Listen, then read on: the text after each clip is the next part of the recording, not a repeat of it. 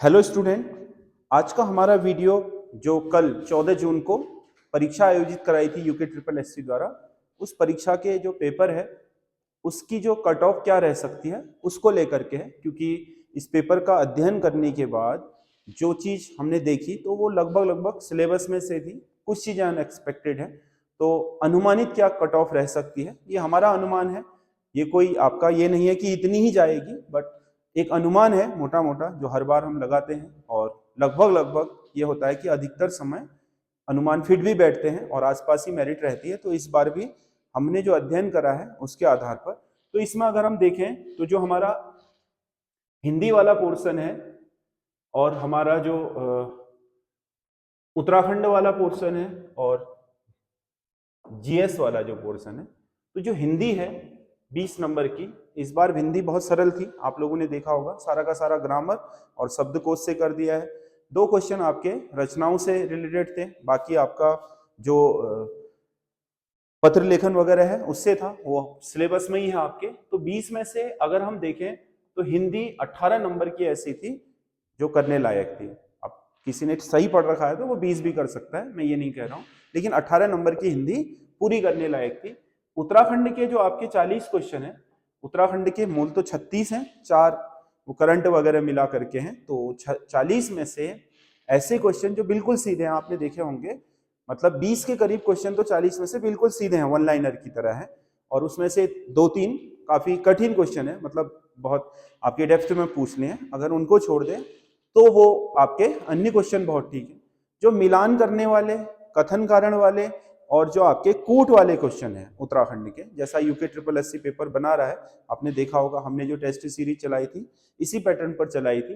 तो इसमें से अगर आप देखोगे तो उत्तराखंड यूके वाले में जो 40 नंबर है, इस 40 नंबर में से ऐसा आपका जो करने योग्य है, मतलब अगर जिसने उत्तराखंड सही तरीके से पढ़ा होगा, परीक्षा वाणी को जिसने या फिर बीएस नेगी वगैरह को सही तरीके से कवर करा होगा, तो वो मतलब करने योग्य जो क्वेश्चन है वो 34 से 35 क्वेश्चन ऐसे हैं जो करने योग्य हैं। अगर हम इसमें से एक मोटा मोटा अनुमान भी लेते हैं तो 30 नंबर का इसमें आपका 30 नंबर लाने लायक क्वेश्चन पेपर है ये पढ़ने वाले स्टूडेंट के लिए। अब रही जीएस की बात, तो जीएस में से अगर हम देखें तो जो रीजनिंग है वो तो 10 नंबर की है, जो आपका हिस्ट्री है 7 नंबर का है, और जो आपके ज्योग्राफी है वो भी 7 नंबर की है। पॉलिटी पॉलिटी इस बार 4 की पूछी है, और जो आपका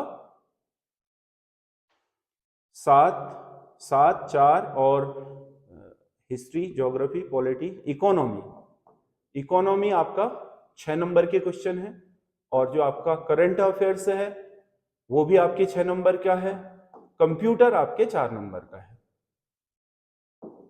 तो इस तरीके से अगर इसमें देखें तो जो हमारा रीजनिंग वाला पोर्शन है, तो रीजनिंग में 10 नंबर में से, रीजनिंग बहुत कठिन भी नहीं है, लंबे क्वेश्चन है पर कठिन नहीं है, आपने देखा होगा, तो 8 नंबर की रीजनिंग करने लायक है।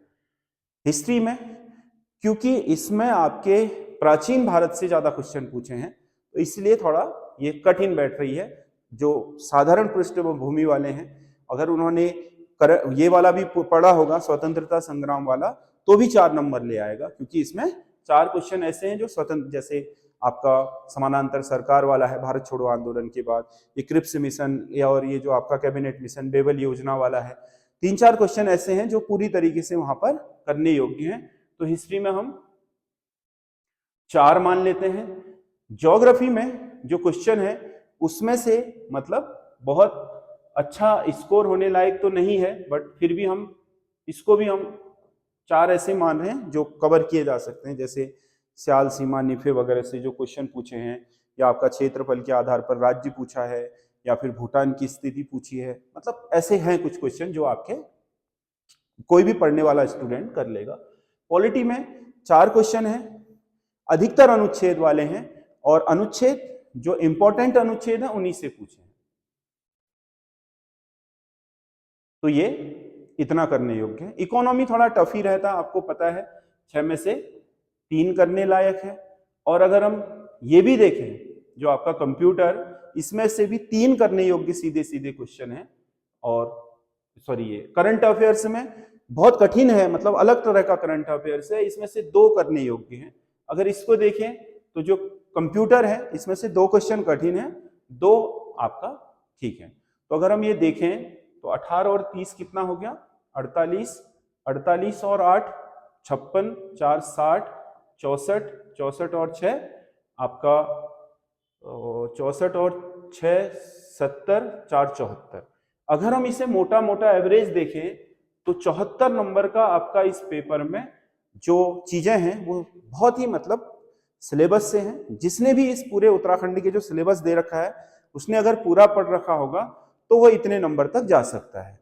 तो अगर हम देखें तो जनरल कैंडिडेट्स की 416 सीटों पर जो कट ऑफ लग सकती है, जनरल कैंडिडेट्स की बता रहा हूं, अगर हम जनरल की अगर कट ऑफ देखें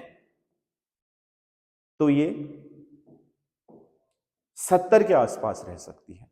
एक आध नंबर ऊपर चले जाए, एक आध नंबर नीचे चले जाए, वो अलग बात है।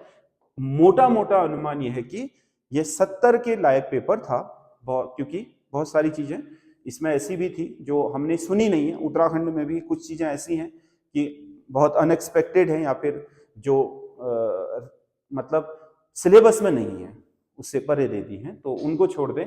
तो 70 नंबर हमें मान के चलना चाहिए कि भाई हमारे 70 प्लस हैं और जनरल कैंडिडेट्स हैं, तो हम आप मान सकते हैं कि सेफ हैं। 70, 72, 74 इससे ऊपर जो भी हैं, तो 70 के ऊपर को पूरे चांस रहेंगे जनरल कैंडिडेट्स के। अगर इसमें हम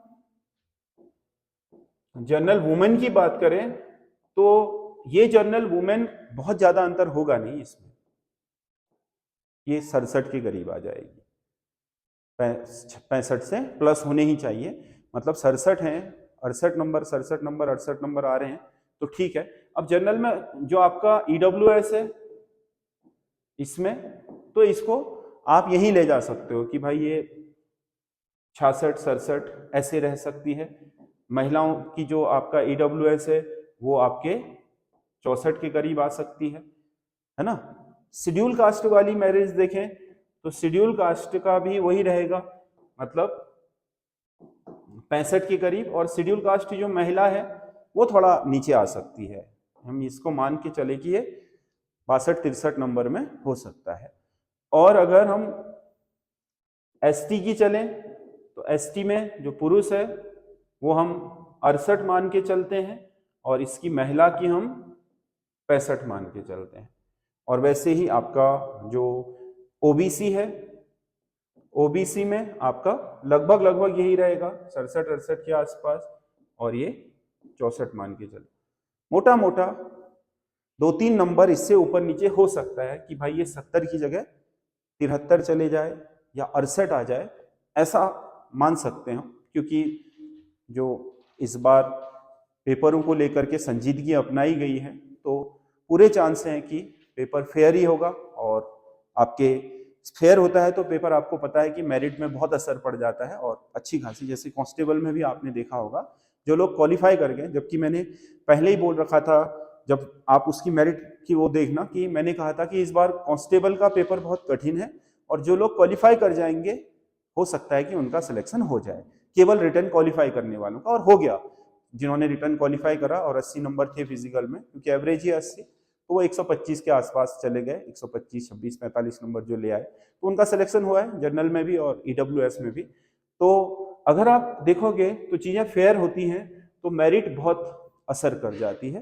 तो इसमें अगर हम देखें तो 70 नंबर का तो पेपर करने लायक है ही, तो यहाँ पर आपका मेरिट इतनी जा सकती है। बाकी 1-2 नंबर ऊपर नीचे भी हो सकती है, हम इसको 70 +3 और -3 भी कह सकते हैं, ये कुछ भी हो सकता है। हम मोटा मोटा अनुमान ये लगा रहे हैं कि जो पढ़ाया है, क्योंकि हमने भी जो सिलेबस कवर करवाया है, जो हमने नोट्स बनवा रखे हैं स्टूडेंट को अपने क्लास में, मैंने देखा कि आज सुबह में मिला रहा था तो 78 क्वेश्चन ऐसे थे जो उनके नोट्स में आपके लिखे हुए हैं बाकायदा हमारी क्लासरूम में।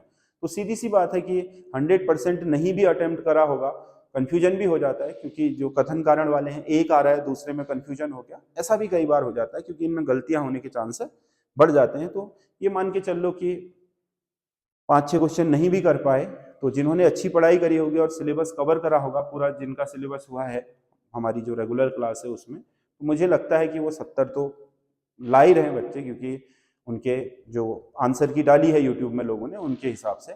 अब क्योंकि जो यूट्यूब में आंसर की डाल रहे हैं, सीधी सी बात है कि वो 100% तो सही नहीं होगी, लेकिन 5-7 नंबरों का डिफरेंस उसमें पड़ सकता है, ज़्यादा से ज़्यादा 100 में से 5-7 नंबरों का डिफरेंस आ सकता है। तो इतना डिफरेंस आएगा तो ये ऊपर भी जा सकता है और नीचे भी जा सकता है। तो 70 तो आप नीचे की कट ऑफ मान के चल लो, उसके नीचे अन्य वालों की ये हम कह सकते हैं। ये अगर आप मिलान करोगे तो आपको यही मिलेंगे जो आपका ये क्वेश्चन है। अगर हम देखें 20-40, क्योंकि हमने जो करंट अफेयर्स करा है ये 40 की जगह अगर हम इसे 36 करेंगे तो ये इस तरीके से ठीक हो जाएगा, क्योंकि यहाँ ये क्या है, करंट में भी है ना उत्तराखंड के क्वेश्चन, तो कुछ क्वेश्चन हमने करंट में भी लिए 20। और अगर हम देखें 6-4-10, 6-4-10 दूना 20 और 30 7 दूना 14, तो ये 44 क्वेश्चन हो गए। तो 44 में से 4 आपके उत्तराखंड के हैं, तो ये 36 और 4 40 हो गया।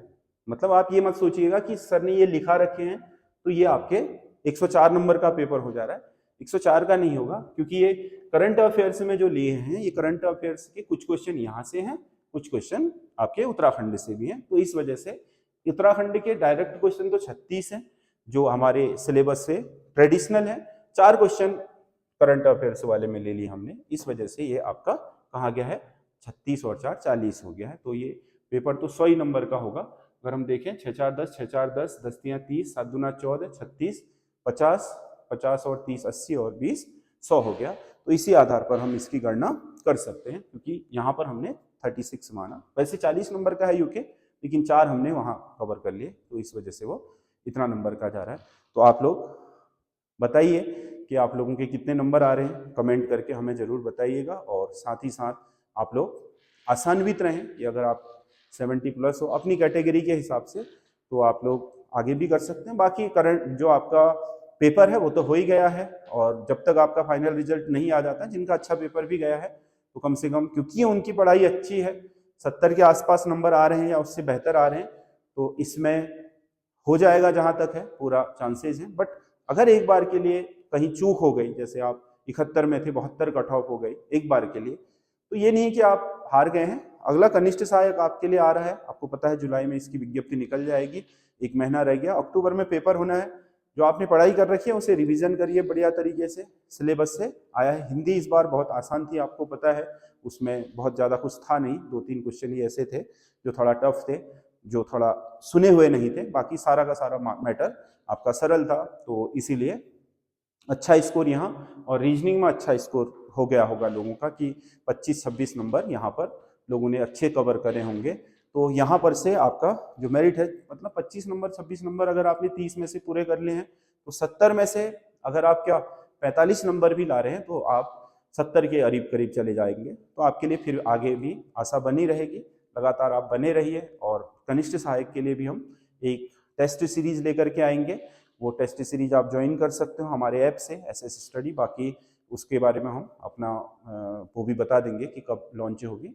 बाकी आप कनिष्ठ सहायक के लिए हम यूट्यूब पर भी टेस्ट सीरीज चलाते रहेंगे, और आप हमारे साथ बने रहिए महत्वपूर्ण क्वेश्चनों को लेकर के। हमारे जो क्वेश्चन पेपर हैं उनमें से भी बहुत सारे क्वेश्चन आए हुए हैं, और बहुत सारे क्वेश्चन जो मैं वीडियो को बनाने के दौरान बता रहा था उनमें भी क्वेश्चन आए हुए हैं। तो वो काफ़ी महत्वपूर्ण है कि आप, एक तो सिलेबस पता चल गया, दूसरा यह है कि उसका पैटर्न पता चल गया, तीसरा कुछ क्वेश्चन भी आ गए, तो आपके लिए काफ़ी हेल्पफुल रहा वो, जिन्होंने उसको ज्वाइन करा होगा। तो आगे भी वो हम लाते रहेंगे, और इस बार उससे पिछली बार से भी बेहतर हम करने का प्रयास कर रहे हैं। तो आप हमारे साथ जुड़े रहिए। धन्यवाद।